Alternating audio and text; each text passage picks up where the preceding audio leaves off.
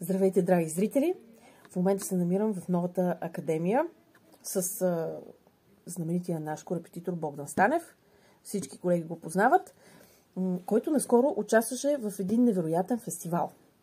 Фестивалът се казва Челисимо и бих искала той да ни разкаже малко повече за него. Фестивалът тази година се проведе между 6 и 10 септември, малко преди началото на учебната ни година. И в формата, който доцент Кръстев е избрал, взеха участие 4 известни млади челисти. Андрей Йоница и Разван Сома от Румъния, Михал Дмоховски, малко ми е трудно и ми се вързва езика, но Михал Дмоховски от Полша и самия Атанас Кръстев като представител на нашата академична общност. Така, това са участниците, т.е. това са водещите самия фестивал. Какво е различното в него? Ти ми спомена, че тази година е много по-интересен формата. Формата е същия, в смисъл и миналата година беше същия, преди това аз не съм участвал като акомпаниатор, така че за предишните издания не мога нищо да кажа, но формата е подбран много интересно. Значи в 4 дни са концентрирани 4 майсторски курса, като всеки един от участниците има възможност да работи с всеки един от преподавателите, а в 5-тия ден тези от участниците, които са на съответното високо ниво, което се определя от водещите на курсовете, вземат участие в заключителен концерт, който се провежда и тази година, както и миналата година, се проведе в голямата зала на Национална музикална академия. Значи това е нещо като много високо ниво майсторски клас в много пластова форма, с различни преподаватели в много кратък период. Обикновено майсторски клас се прави от един човек, т.е. от един преподавател в такъв вид. Точно така. И това според мен е уникалното. Интересното е, че върху един и същ материал всеки един от участниците, които разбира се са на много различни нива, както и различни възрасти, от ученици до студенти.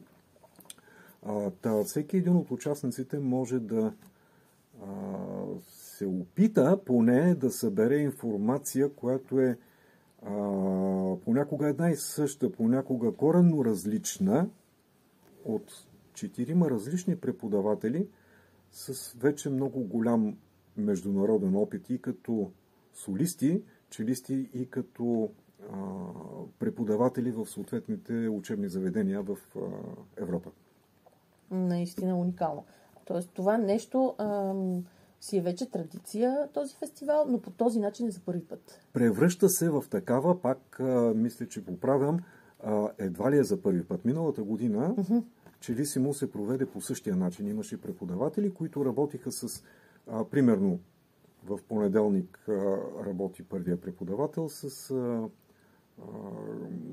деца, които пък от своя страна са подсигурени от един пианист. Всички тези деца с същия пианист работят на следващия ден с друг преподавател, на третия ден работят с трети преподавател. Така че те могат, доколкото им е възможно, да съберат информация върху едни и същи проблеми свои, от различни преподаватели. От различни преподаватели спрямо различната гледна точка на различните преподаватели. Това е прекрасна идея. Страхотно. И е осъществена блестящо. Аз съм много впечатлен от... Забавлявах се. Искрено се забавлявах, защото на тази възраст, на която съм имал възможност да свиря на твърде много майсторски класове и да общувам с твърде много преподаватели, ми беше страшно интересно да наблюдавам тези конкретно преподаватели как работят по различен начин, на практика върху едни и същи проблеми с студентите и с децата, с по-малките участници. Може би това е най-добрият начин да се проведе този фестивал. Не само. Също ми направи впечатление отношението на тези, това е нещо строго специфично, отношението на тези вече изградени световни имена в изкуството на челото, отношението им към пианистите. Колко внимателно в същия момент много разчитат на подкрепата на пианистите, която пианистите, ние като акомпаниращи сме длъжни да осигурим комфорт един път на децата, един път да осигурим комфорт на прокарването на идеите на тези преподаватели, за да стигнат те по възможно най-деликатния, най-разбираем начин към тези деца. Аз не бих се отчудила, защото говорим за много високо в ниво музиканти. Там няма как да не бъде така. Така е, да. Много беше интересно, забележително и запомнящо се. Специално за мен.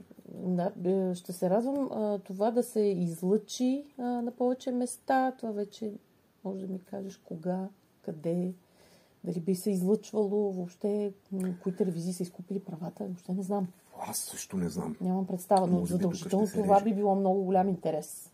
Не знам дали е имало телевизионни излъчвания. Да. Миналата година имаше заснемане от телевизия. Тази година, поне в класовете, когато аз работех, не е имало такова, но е възможно да е имало телевизионно заснимане с някои от другите колеги акомпанятори. Между другото, да им кажа имената, Енес Симеонова, като млад човек, който много с бързи темпове започва да се налага като търсен акомпанятор, търсен, ценен и ценен млад акомпанятор, както и другия ни колега, който е абсолютен корифей в областта на человия репертуар, Румен Цанов.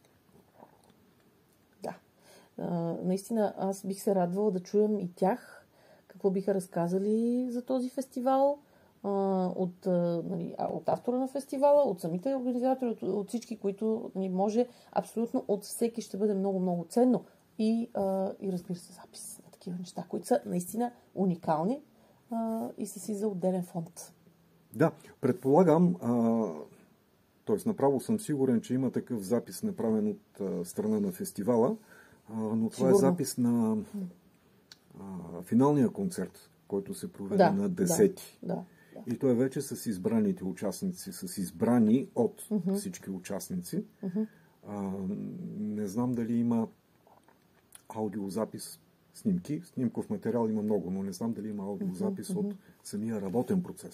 Това би било интересно. Да не говорим другото работа. нещо, което е много важно, че в този кратък формат, много интензивен, много събран формат, всеки един от преподавателите имаше своя сценична изява,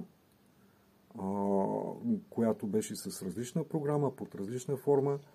Тоест един прекрасен, синтезиран, така концентриран форум на человото изкуство. Точно това е, което му казваш. Значи в такъв случай още повече си трябва запис, защото не всички, които биха искали да се докоснат до тази музика, имат тази възможност физическа.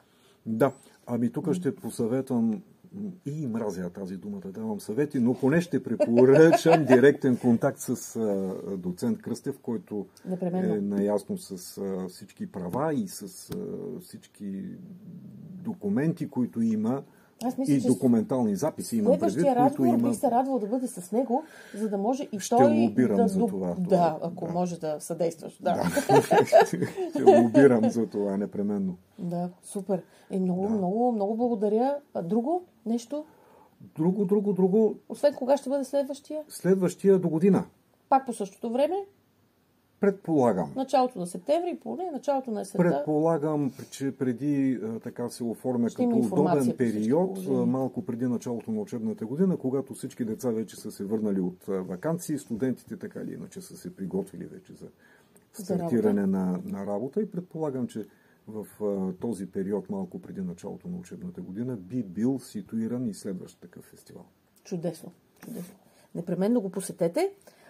Ние се разделяме с вас. С Бог да настане ви пожелаваме приятен ден и до скоро. До скоро. Чао.